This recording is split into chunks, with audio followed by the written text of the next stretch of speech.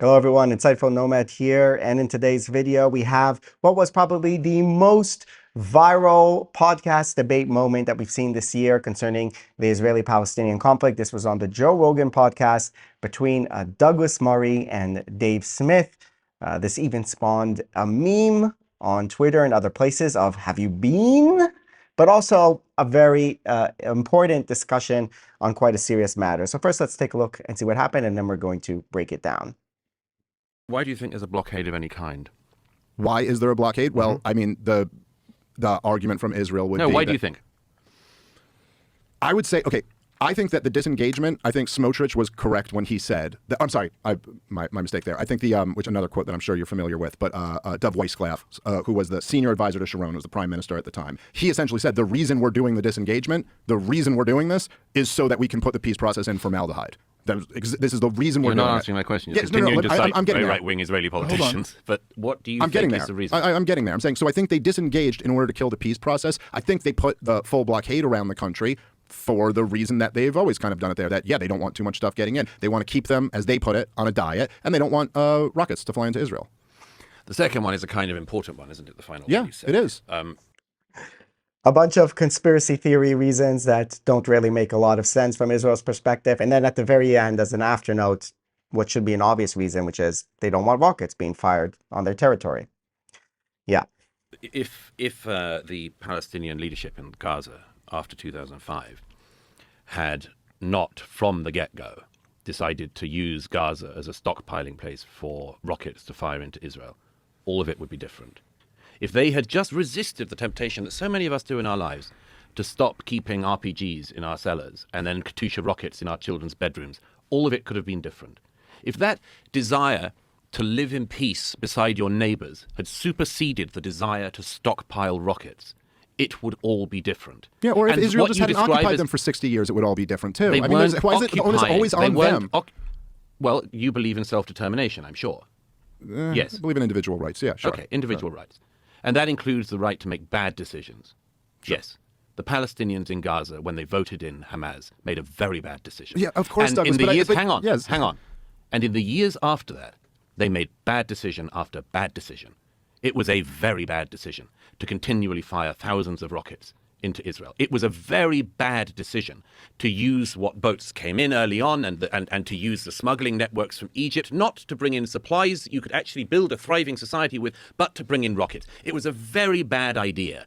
No, there was not starvation in Gaza after 2005. No, there was no deficit of goods coming in. I've been plenty of times. There was no deficit? No, there are plenty. No goods were kept out. There are plenty. How many? Have you been to the crossing points? No.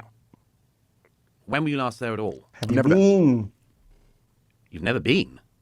Well, am I not allowed to talk about it now? Have you ever been to Nazi Germany? Are you allowed to have feelings about them? You can't time travel, but you can. But you can travel. Okay, but so what? So what's the point? Like, no, okay. I find that lots of people have been there and agree with me, and lots of people have been there and agree with you. Yeah, but so if I don't you're know going to spend a year and a half talking about a place, you should at least do the courtesy of visiting it. All right. I just think this is a non-argument. You don't but think? Okay. No, I think it's a non-argument. But if you're an expert, well, you have to go and touch the ground. No, I think you have to see. I think it's a good idea to see stuff, particularly if you spend a career talking about something. Yes. I have a journalistic rule of trying never to talk about a country even in passing unless I've at least been there. Okay. It's a sort of normal it's a normal thing to do. You're talking about crossing points. And not only have you never been to a crossing point in either Egypt or in Israel, but you've never even been to the region. Okay. Again, I think this is a non-argument. I don't understand. No, it's not a non-argument. Yeah, it is. It's not a non-argument if you're insisting that you're an expert of some kind, or not claiming you're an expert, but still talking about it, about the provisions going into Gaza or not, if you've never seen any of this going on. So you're not allowed to speak about things that you've read about. You can only speak about things that you've seen with your own eyes. You can talk about what you want, as you're proving. But that is a different matter from spending an awfully long amount of time talking about an issue in a region you haven't even had the courtesy to visit, whilst developing all of these views about it. I mean, now I slightly get an idea of where you're coming from. You've read about this blockade, and so you imagine that that's what it is. I imagine you've read all the people who say that Gaza was a concentration camp, and you probably think that too. Am I right? I mean, again, literally a concentration camp. It shares a lot of similarities, I would think. Wow. Well, as I say, you can't time travel Let's go back to the back to the Nazi block- era. let's but go you back to could the go blockade. to the Middle Okay. East and actually visit it. Okay, It's the not World hard to World do. Bank said in 1996 for the one Now the year of the libertarians blockade. are quoting the World Bank. I love it. It doesn't mean anything. This is a non-argument. Yes, I'm saying the World Bank did their own analysis of this, and they said that Why it was a don't 40% you do your of own analysis? Hold on. You got to Jesus stop Christ. interrupting Okay. and let him finish I the will. sentence. The Fire World away. Bank said that 40% drop in the GDP of 1 year due to the blockade, and there's been a blockade from 2007 on. So are you saying that this hasn't had an economic effect? Is that the argument? No, of course it'll have an economic effect. So you're saying you have to be on the ground and do an audit of the blockade No, in order to be able to I comment think on you it? should at least know what it is, what the territory is, what the situation is in the region. Yes, absolutely. And the only way Absolutely. to do that is to be there in person. I think that's the best way. It's not the only way, but it's the best way, for sure. For sure.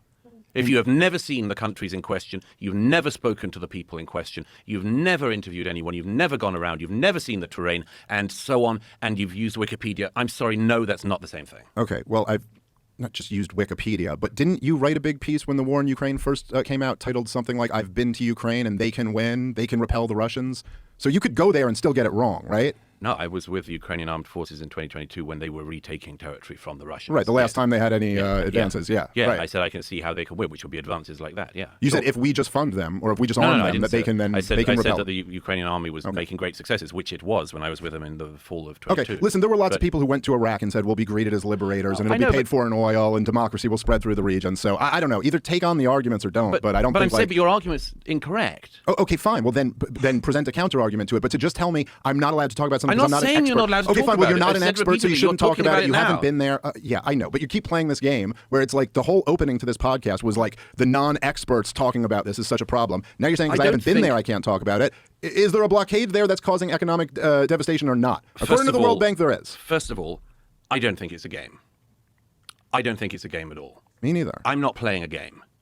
Okay, but this is semantics. No, but this is important. I've seen plenty of this up close. I've seen plenty of this with my own eyes because I do believe that one of the things you should do if you're talking about something is to see it. Yeah, you've established Okay, that. but Is there a that's- blockade? The blockade that existed, to the extent it existed, was a blockade to try to make sure that the Israelis and the Egyptians knew what materials were going in and out of Gaza after the first rocket fires, when Hamas, in fact, before Hamas was elected. The Israelis and the Egyptians didn't do a very good job of it, were meant to be trying to make sure that the materials that went into Gaza were not materials that could be used to build up the Gazan Hamas war machine. The reason why trucks get searched is not because the Israelis want to search through grain or flour. It's because they wanted to stop the trucks containing the arms and the munitions that the Gazan Hamas and Islamic Jihad fighters were going to use to fire against Israel. And I'm sorry, it just makes the most obvious strategic sense. As the late great Joan Rivers once said, if as an appeal to authority. That one I'll allow. That one I like. She also said that Michelle Obama's a man. Yeah, I know I should do that. No, I'm saying she That got seems a everything bit right. funny. So continue. Go ahead. But as Joan Rivers said, if New York was being rocketed from New Jersey, we would level New Jersey. I don't think you need to level it, by the way. But you would at least try to make sure that rockets weren't being imported in larger quantities into New Jersey. Of course. Okay, that's all the Israelis were doing. All right, so yeah, I don't know. Something about that exchange was kind of funny. It's nice to see at the end that they're laughing with each other because you can have like a hardcore debate and still have smiles and all that. But all right, so a couple things here. I think basically this was the have you been debate and the big question of if you have to be in a place to talk about it. I think Dave Smith was strawmanning Douglas a lot there in the sense of, oh, I haven't been, then I'm not allowed to talk about it. And Douglas kept repeating, it's like, no, you can talk about whatever you want, but the fact that you are consistently like on this subject day in, day out, and you haven't even bothered to step foot there is kind of strange. And this is an issue that I think is starting to get a little bit more attention, which is kind of the problem of this new media format that we're in. Before, we had legacy media, which was very, very problematic, right? There were these gatekeepers of, Fox News, CNN, BBC, all these big news channels, and it was very, very hard to you needed a lot of resources to get into the conversation. There were important issues that were being sidelined and suppressed. And now with new media like YouTube and the podcasts and Twitter and stuff, then the conversation has been broken wide open. And there are a lot of good things about that. But I think people are starting to notice also the problems, which is that outrage, going on Twitter all day and saying a bunch of things is now replacing on the ground journalism in a big way. And yeah, it's true that journalists who work for mainstream media outlets also were biased and got a lot of things wrong. But I can say personally, as someone who's been on the ground doing reports, whether for a news channel or just making videos for my vlogs, is that it takes a lot of work, a lot of resources, and in the end of the day, while you're doing all of that, someone like Dave Smith can put out 50 tweets and 30 videos on his, on his YouTube channel and gain a lot more exposure than the person who's actually going there and trying to sort of show things on the ground and do some actual reporting. I know some fantastic reporters whose names you would never have heard of, but if I tell you a name like someone like Dave Smith or some Candace Owens or some of these people who are, sitting in their rooms and commentating, you probably have heard of them. And that's part of the problem in this new system where volume outrage is replacing on the ground work.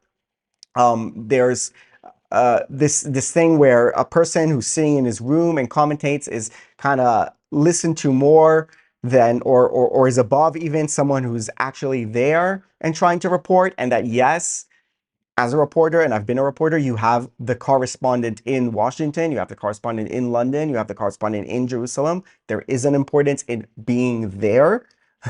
You can't be a reporter on a place if you're not actually there. Yes, that is a thing. So that is really what I see as a problem in this new system. The old system was deeply flawed of legacy media. I'm not saying we should go back to that, but I do think we need to be aware of the fact that this new free-for-all that we're in also has some serious drawbacks. And I think Douglas Murray in that video was able to highlight that a little bit, and also the problem of someone like Dave Smith talking about a blockade in a place where he'd never been. He never went to the crossing point and saw all the goods that are coming in. He never saw Gaza when it was under the, quote, blockade, in which they had all these fancy car dealerships and hotels, and lots of people were moving in and out, thousands of workers going into Israel, many people going to get medical treatment and things like that. He's simply unaware of any of that because he hasn't actually been there. Yes, you can be on the ground and get things wrong for sure, but I just think that what this video really does highlight on the question of this like expertise also that was talked about and being on the ground and whether you can talk about something or not. I think the point that he was putting across and the way I see it is that, yes, of course, anybody can talk about anything, but we live in a slightly problematic age in this new media sphere where people who shout the loudest, who are on Twitter a lot, who commentate from their rooms, are overtaking and getting much more exposure than a lot of the people who are doing the hard work on the ground. And I don't know exactly how to fix that, but at the very least, we should be aware of it, and it could easily create a very distorted picture of what's going on. So that's all for this video, guys. Thank you very much for watching. See you next time.